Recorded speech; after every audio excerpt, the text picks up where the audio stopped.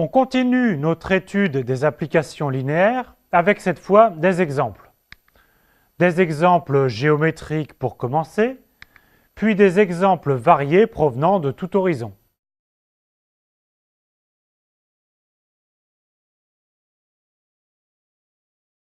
Soit E un K-espace vectoriel.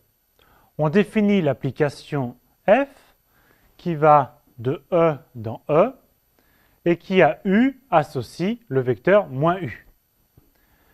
F est une application linéaire et s'appelle la symétrie centrale par rapport à l'origine 0 de E. Soit toujours E un K-espace vectoriel et soit lambda un scalaire fixé. On définit l'application f lambda qui va toujours de E dans E et qui à U associe lambda U. F lambda est une application linéaire et f lambda est appelée l'homothétie de rapport lambda. Il y a quelques cas particuliers d'homothétie notables. Si lambda est égal à 1, f lambda est l'application identité. Si lambda est égal à 0, f lambda est l'application nulle. Et si lambda est égal à moins 1, on retrouve la symétrie centrale. Voici la preuve que f lambda est une application linéaire. F lambda de alpha u plus bêta v est égal à lambda alpha u plus bêta v, qui est égal à alpha lambda u plus bêta lambda v, et dit qui est donc alpha f lambda de u plus bêta f lambda de v.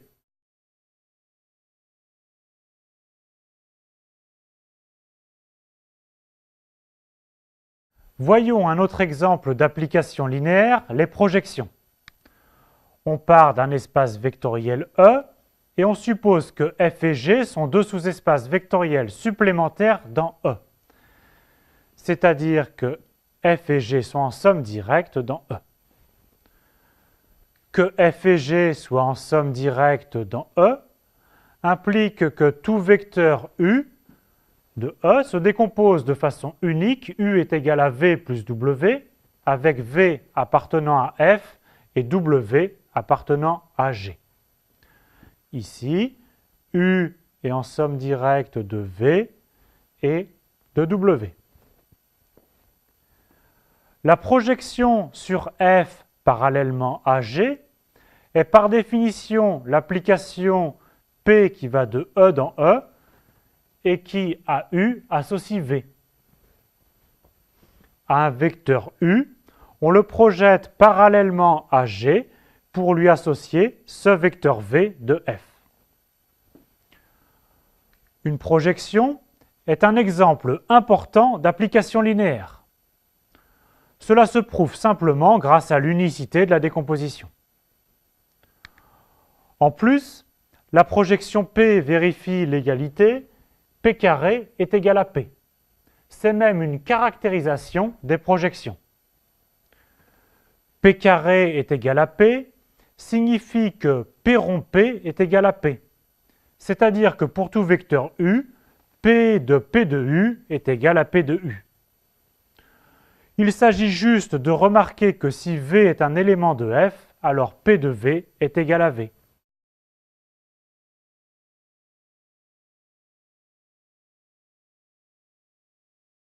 Reprenons l'exemple des sous-espaces vectoriels F qui est l'ensemble des x, y, z de R3 tels que x moins y moins z est égal à 0 et G l'ensemble des x, y, z tels que y est égal à 0 et z est égal à 0. Voici F et voici G. Nous avons vu que les sous-espaces vectoriels F et G sont supplémentaires dans R3. F est en somme directe avec G dans R3. Calculons la projection d'un vecteur x, y, z sur F parallèlement à G. Nous avions vu que la décomposition s'écrivait x, y, z sous la forme d'un élément de F plus un élément de G. Si on note P, la projection sur F parallèlement à G, alors on a que P de x, y, z est égal à y plus z, y, z.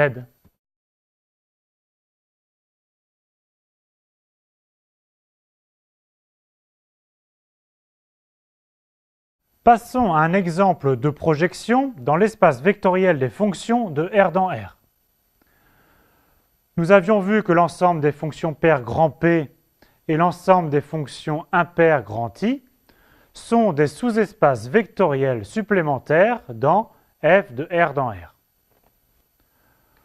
Notons petit p, la projection sur grand P parallèlement à grand I.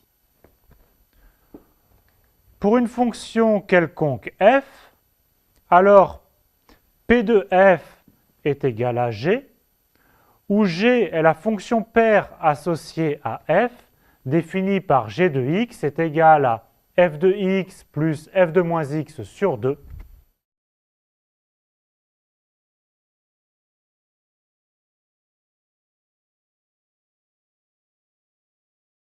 Voici quelques opérations que vous connaissez bien et qui sont en fait des applications linéaires. Tout d'abord, la dérivation. Soit E, C1 de R dans R, l'espace vectoriel des fonctions f qui sont dérivables avec f' continu. Et grand F qui est C0 de R dans R, l'espace vectoriel des fonctions continues. Soit D, la fonction qui va de C1 dans C0, et qui a une fonction f, associe sa fonction dérivée f'. Alors D, l'opération de dérivation, est une application linéaire. En effet, on sait que lambda f plus mu g' est égal à lambda f' plus mu g', ce qui est exactement dire que d de lambda f plus mu g est égal à lambda d de f plus mu d de g. C'est pareil pour l'intégration. Cette fois, E est égal à C0 et F est égal à C1. Et I est l'opération qui a une fonction F, associe la primitive définie par intégrale de 0 à x de f de t dt. L'application I est une application linéaire. En effet, l'intégrale de lambda f plus mu g est égale à lambda intégrale de f plus mu intégrale de g. Ceci pour toutes les fonctions f et g et pour tous les scalaires lambda et mu. La propriété que l'on vient d'utiliser s'appelle justement la linéarité de l'intégrale. Voyons un exemple avec les polynômes.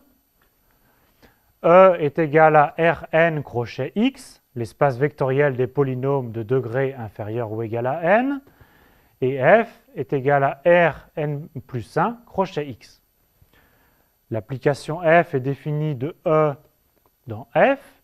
À un polynôme p, on associe le polynôme x fois p de x.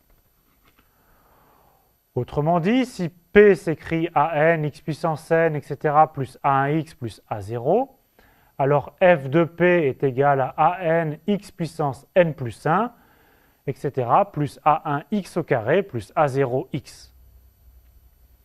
Cette fonction f est une application linéaire, car on vérifie facilement que f de lambda p plus mu q est égal à lambda x puissance p plus mu x puissance xq, qui est égal à lambda f de p plus mu f de q.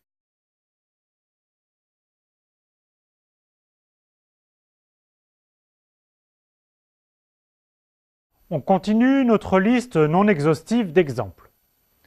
La transposition, qui a une matrice associe sa transposée, est une application linéaire de l'espace vectoriel des matrices dans lui-même. En effet, la transposition vérifie que lambda a plus mu b transposé est égal à lambda a transposé plus mu b transposé. Il en va de même pour la trace. Je vous rappelle que la trace d'une matrice est la somme des éléments sur la diagonale. comme trace de lambda A plus mu B est égal à lambda trace de A plus mu trace de B, alors la trace est une application linéaire. Par exemple, pour les matrices à coefficients réels, la trace est une matrice de l'espace vectoriel des matrices à coefficients réels vers l'espace vectoriel R.